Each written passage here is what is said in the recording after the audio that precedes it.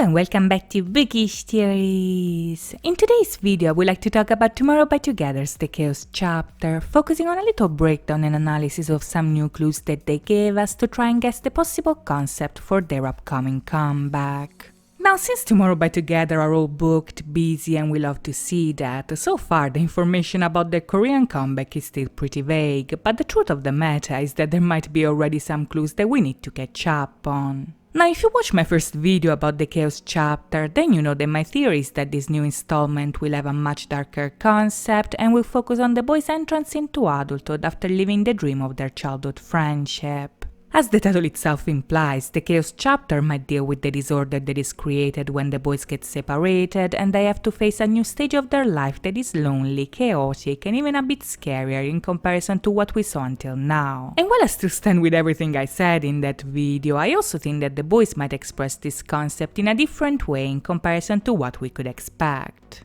Now, the reason why I think that is because if the Chaos chapter will be anything like the Dream chapter, this means that it's gonna be a trilogy with a beginning, a middle, and an end. So even if I think that we are definitely heading towards the scenario that was foreshadowed in Eternally, I also think that the first installment of this trilogy could have a concept that introduces us to the Chaos while still bearing some remnants of the dream that we just left.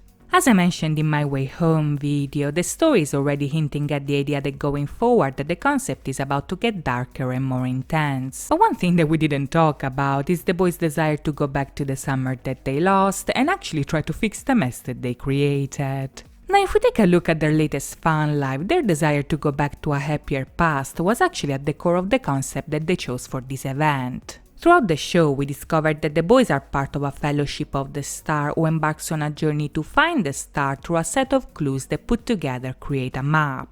Now, as we saw in a very touching VCR at the end of the show, the 4 clues of the map of the star actually refer to the boys' journey to reunite with Moa, which is the star that shines on them during their darkest times and was promised to stay together is strong enough for your friendship to be eternal. But as we see in the VCR, this concept is also relevant in the storyline because just like in real life, we all wish to go back to a more innocent time. In Way Home, the boys tell us that when they get separated, they actually make a wish to reunite once again.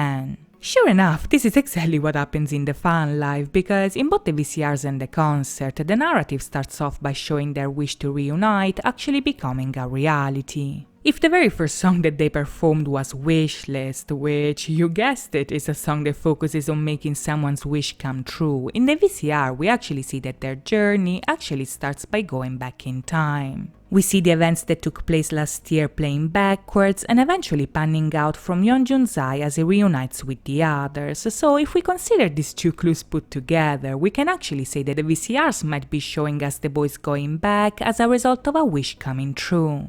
Now, the idea that in the story there might be some wish-making going on is a concept that has been foreshadowed for quite a long time, because back in the Mo Academy teaser, we actually saw a book called The Wish Giver. This is the story of a group of kids who go to a carnival and meet a strange man who grants them wishes that go horribly wrong. So if we keep in mind that the books that we see in the story usually help us understand the general concept that they're following, chances are that the boys might actually wish to go back in time only to get stuck in a time loop that they cannot escape.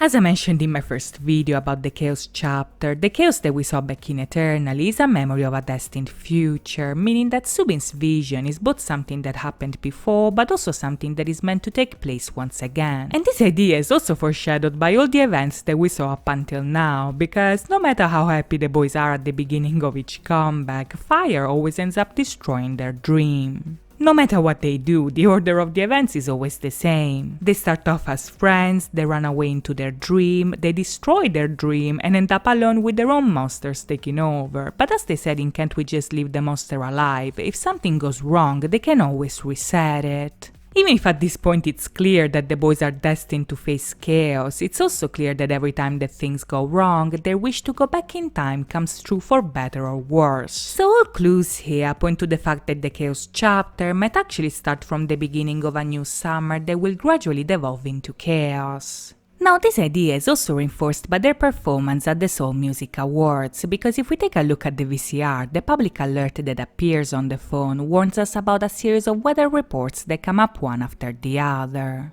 Even if the first warning is about a cold wave that hit the entire country, which actually took place back in January, soon enough we get a warning about a drought, then another one about heavy rain, then another one about cherry blossoms, and the last one about a heat wave that is expected shortly. Now, since the boys said that the comeback will show a side of them that they never showed before, the heatwave might actually be a clue for what kind of style we might expect in the near future. But since this heatwave is expected shortly, this could also mean that the concept will be set in the summer. And this idea might also be reinforced by the warning about the blooming of the cherry blossoms, which is an image that was also featured at the end of We Lost the Summer. You see, back in that video, the boys are separated and living in an endless winter, but when the cherry blossoms fall on them, the video eventually cuts to them being together in the virtual reality after successfully escaping the winter of the real world.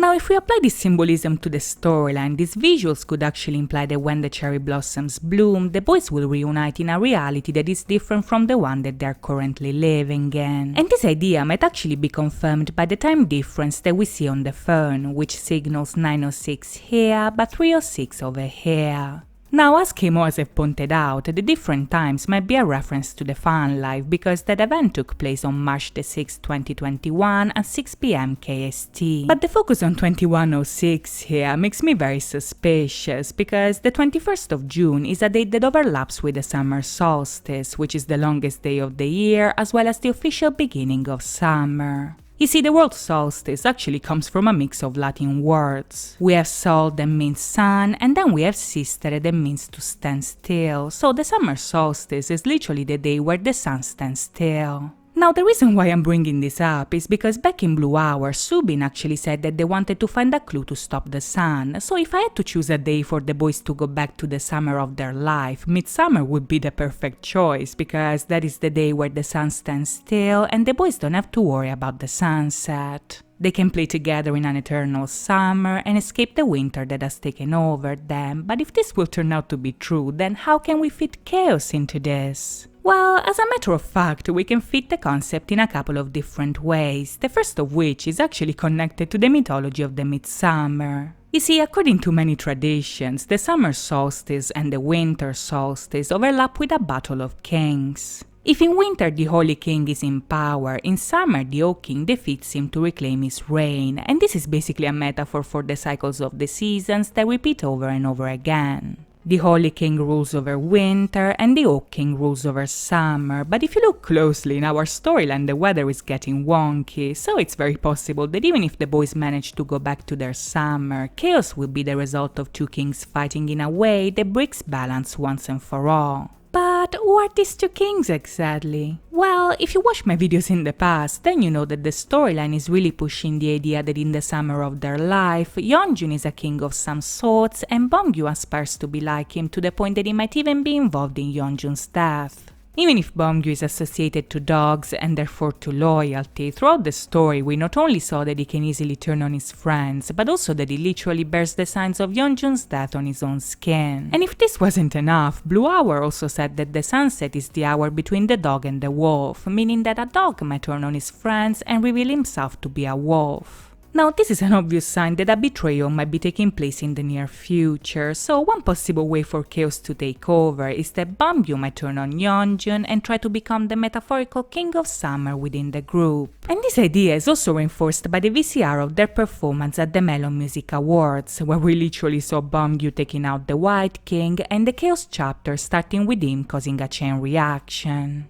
If the Battle of Kings could foreshadow the events that might take place in this midsummer, however, to guess the concept for this comeback, we need to take a look at yet another clue, this time coming from Yeonjun himself. Now, if you've been following the Japanese promotions, then you might have noticed that Yeonjun has started to bow at every chance that he gets. He bowed in parts of the choreography where he never bowed before, he bowed during a video message, and he even bowed after performances when they didn't dance at all. So if we take this as a possible clue for the comeback, we can actually assume that the concept would be somehow related to this action. Now, one possible explanation here is that the concept will actually revolve around royalty. This would fit the mythology of the Battle of Kings and would explain why Yeonjun started to bow out of the blue, but since this bow is very dramatic, I think that another possible explanation would be that the concept might actually revolve around theater, which is an idea that is also reinforced by the sudden appearance of a theater stage in the Japanese Blue Hour. Now at this point, things start to get very interesting, because if we have to find a concept that revolves around theater, that is set in midsummer and deals with dreams devolving into chaos, then the most fitting solution is actually Shakespeare's A Midsummer Night's Dream, which is a comedy full of similarities that at this point are impossible to ignore.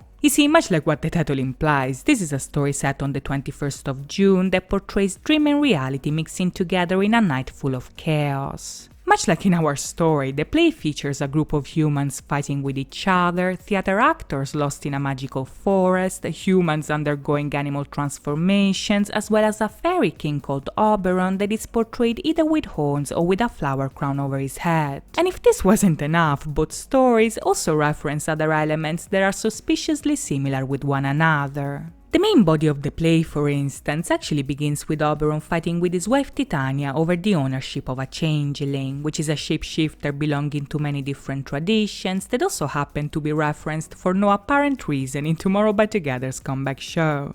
When Titania refuses to give the changeling to Oberon, moreover, the king decides to punish the queen by making her fall in love with an animal. And in order to accomplish this task, he orders a fairy called Puck to give her a love potion made out of pansies, which is a flower that is featured in our storyline as well. The real catalyst of the chaos that ensues in the story, however, is actually Puck himself, who is a character defined by his loyalty to the king, but is also a trickster that creates an absolute mess that makes all the other characters fight with one another. Now, if we had to draw a comparison between our story and the play, Beomgyu actually fits this character to perfection, because back in the Blue Hour concept photos, Beomgyu's character in the game is both a druid and a mentalist, meaning that not only is a character with a deep connection to nature, but is also a trickster with abilities that makes him very untrustworthy.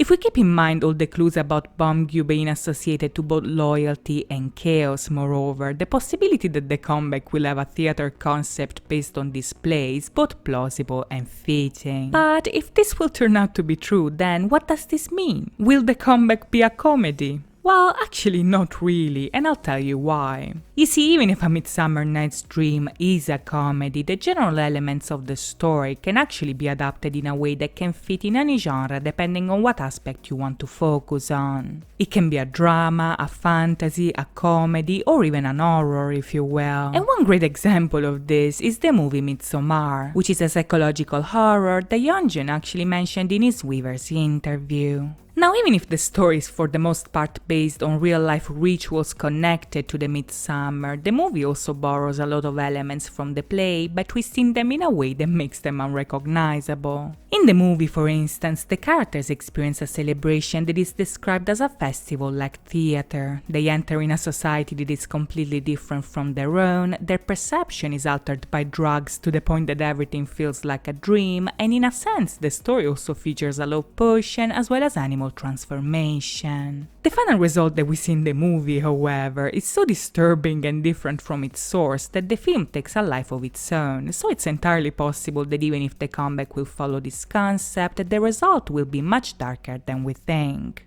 To know if I'm right or wrong, however, we'll have to wait and see. In the meantime, I hope you guys enjoyed this video, and if you did, please think about liking and subscribing. As always, thank you so much for watching, guys. I'll see you next time. Bye bye!